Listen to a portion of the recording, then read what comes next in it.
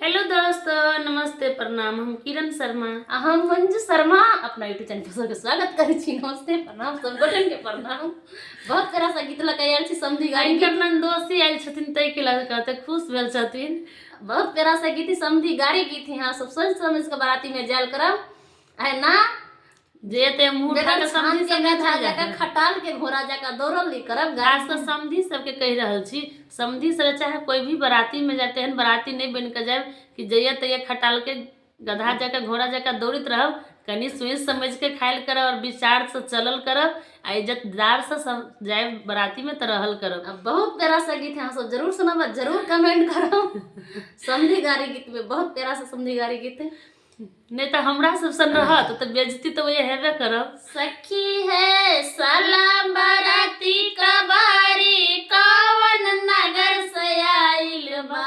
सखी है साला बाराती कबारी कवन नगर से आइल बा। हमारा पापा जी के दुआरा पा कुकुर नियन पूछ हिलावत। हमारा पापा जी के दुआरा पर कुकुर नियन पूछ हिलावत। सखी है साला बाराती कबारी कवन नगर से आइल बा।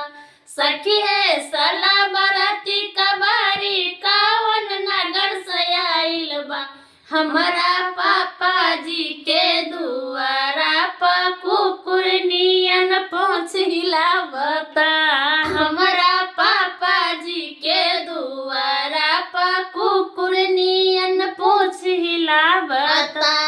पैरों में चप्पल नहीं बोले झुलपी झार के। पैरों में चप्पल नहीं बोले झुलपी झार के। चले जेना गधा होई बेगर छान के। चले जेना गधा होई बेगर छान के। सखी है साला बाराती कबारी कवन नगर से आइल बा।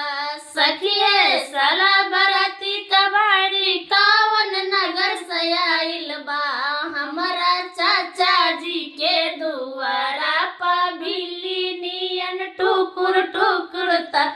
हमारा चाचा जी के दुआरा पर बिल्ली नियन टुकुर टुकुर ताकता।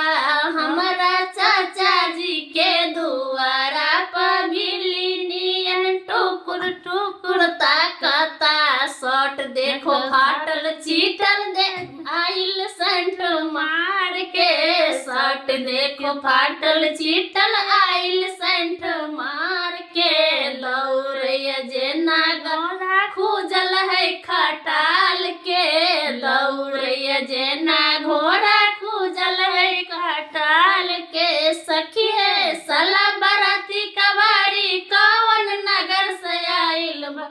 सखी है साला बाराती कबारी कवन नगर से आइल बा। हमारा भैया जी के दुआरा पछू सुनर नियन दौड़ लगावता। हमारा भैया जी के दुआरा पछू सुनर नियन दौड़ लगावता। हमारा भैया जी के दुआरा पछू सुनर नियन दौड़ लगावता। सखी है साला बाराती कबारी कवन नगर से आइल बा। सखी है साला बाराती कबाड़ी कवन नगर से आइल बा। हमारा भैया जी के दुआरा पर सुनर नियन दौड़ लगावता। हमारा भैया जी के दुआरा पर सुनर नियन दौड़ लगावता। धोती है फाटल चीटल कुर्ता रंगदार के। धोती है फाटल चीटल कुर्ता रंगदार के। भगैया जेना गधा खूजल है खटाल के। भगैया जेना भैंसा खूजल है खटाल के। सखी है साला बाराती कबाड़ी कवन नगर से आइल बा। सखी है साला बाराती कबाड़ी कवन नगर से आइल बा। हमारा पापा जी के दुआरा पर कुकुर नियन पूछ पूछ हिलावता हमारा पापा जी के दुआरा पर कुकुर नियन पूछ हिलावता। बुझलिए कतो जाए तो सोच समझ के जाए।